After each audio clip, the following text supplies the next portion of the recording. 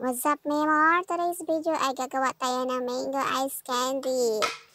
Kasi summer is coming.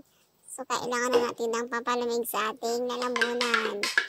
So, gumawa ako na isang masarap na mango ice candy. So, ang ginawa ko lang is gumamit na ako ng isang mango, yung lutong mango, at i-blend ko siya sa blender, mixer, hanggang sa maging puree. After that, binuhos ko na dyan sa aking lagayan at naglagay ako ng isang fresh milk. Yung fresh milk ko hinati ko sa kalahati. Tapos yung kalahati, ano ba yan?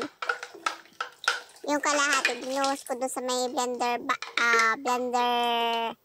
cup para makuha ko yung natirang puree doon kasi dumikit na, hindi siya makuha agad.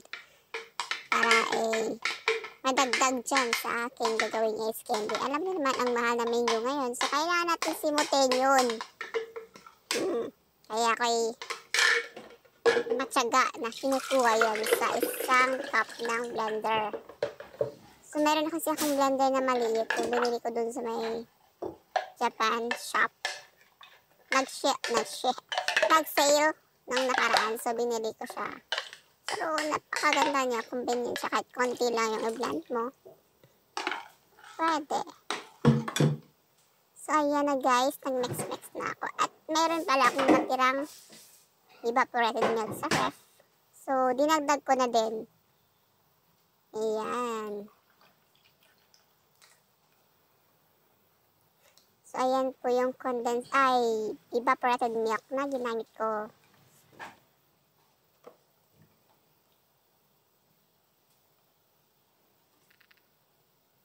Ayan po yung aking milk na ginamit.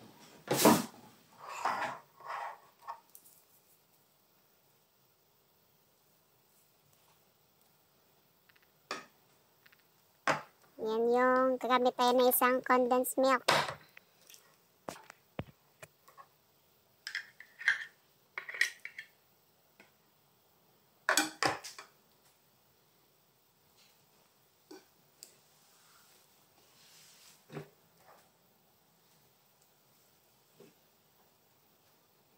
Yes, mga mare. Tagdag tayo ng isang condensed milk. Isang can. Simutin din natin yan. Kasi napakamahal din ng condensed milk.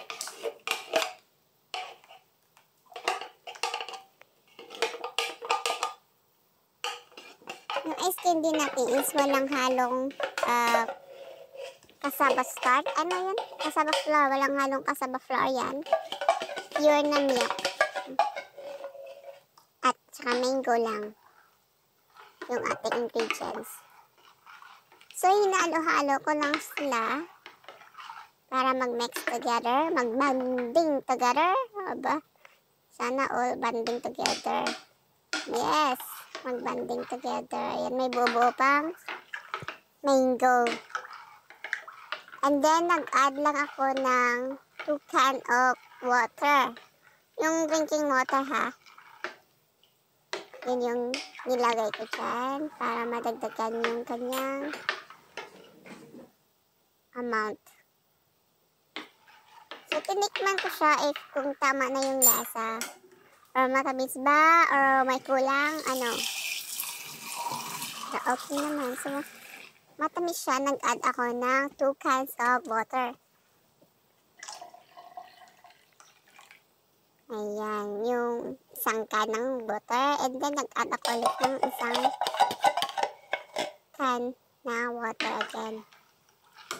Pero may natira pa dyan gatas sa can. So, sinimot ko na rin. Kasi nga, di ba yung condensed milk, mahirap din tanggalin yung mga gatas kumidikit. So, hinalo ko sa tubig para naman makasama. So, ayan na yung can of water. So, i-mix lang natin yan hanggang mag-combine.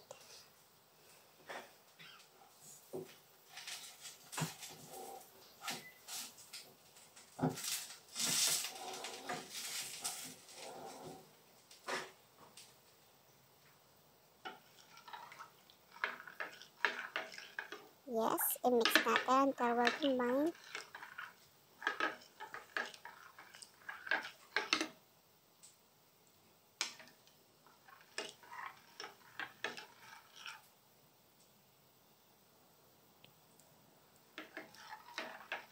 tinikman ko ulit or tama nga ba ang lasa or kasi nga nagdagdag na ako ng 2 cups of water.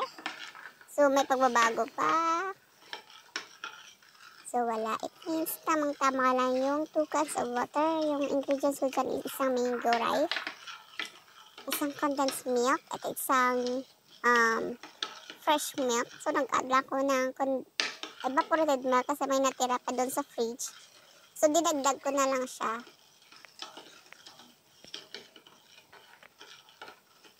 At mix kasi kailangan talaga i-mix natin siya bago natin ilagay sa ating ice candy bag.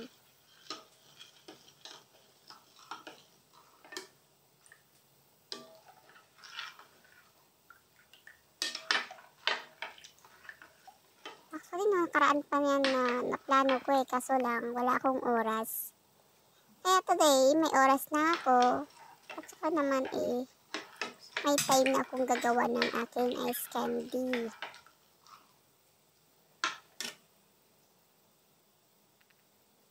So, hindi na natin kailangang bumili sa market kasi ang mahal. O, diba? Di pa heart finger sa iya. It means masarap.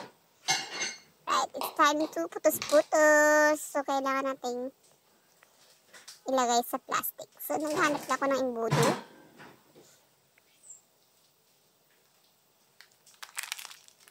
At yung aking plastic na ilagay dyan. Ito yung aking plastic na gamitin. Pinaka ko doon sa may Philippine product. Sa may Central ata. So, ang price niyan is $10.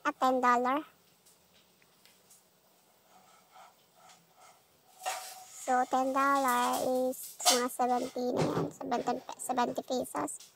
Ay, nako. Parang nagpipritla na kombot na lang. Masakit yung dila ko. May singaw na naman. Hindi ako nawala ng singaw.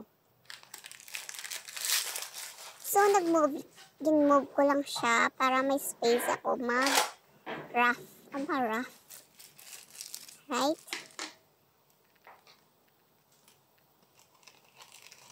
So, ito na yung aking plastic at ito na yung aking bodo. So, ituhog-tuhog ko na lang siya dyan. Aba, tuhog-tuhog ba tawag dyan? Bahala na kayo dyan. Tapos, naglagay lang ako ng 2 sandok.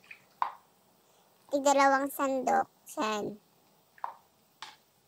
So, una, hindi ko pa matsansa. So, 3 sandok ko dyan. Pero sa second na pack ko na, natansya ko na siya na ang kasya sa plastic ko is 2 sandok.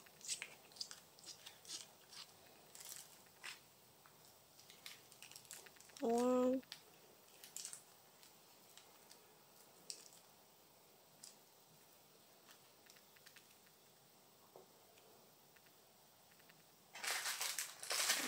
So, ganyan na yung ating first batch. So, ipack natin yan hanggang na maubos natin. So, ayan na na-chansa. Ayan, ewan ko. Basta. Natay-pritla na ako. Hindi na ako mapagsalita ng straight dahil nga masakit yung dila ko. Hirap siya itapilok. May singaw kasi. So, ayan na. Yung second natin na pack sa ating ice candy na yan. Hindi ko naman yan binibenta Konsumo ko lang yan. Diba? At least gawang akin. Kasi may doon sa sa welcome. Tag 12 yung isang ice candy pack ba yun? Ice o melon flavor.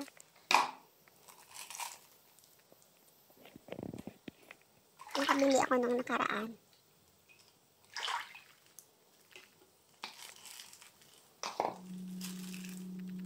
So, ito naman yung akin is mango. So, ipack lang natin to hanggang sa maubos na natin. Ay, ilagay sa plastic lahat-lahat.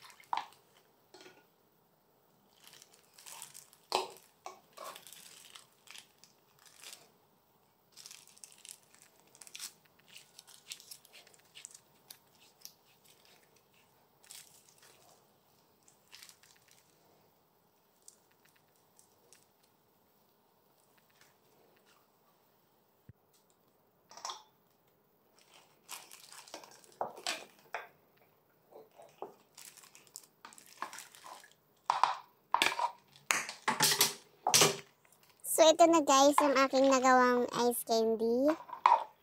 So, i-count natin kung ilan nga ba kapak yung nagawa kong ice candy. Saka natin ilagay sa freezer. Ilagay natin ito sa freezer mamaya.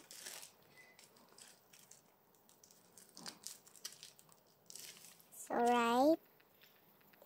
Yan, ilapag natin dyan. Ilagay natin dyan kung ilan. I-count natin 2, 4, 6, 8, 10, 12, 14, 16. So, we have 16 pieces of ice candy na nagawa ko sa isang ripe mango. Diba? Yan, nakita nyo. Napakaganda niya. See? Thank you for watching, guys. Bye!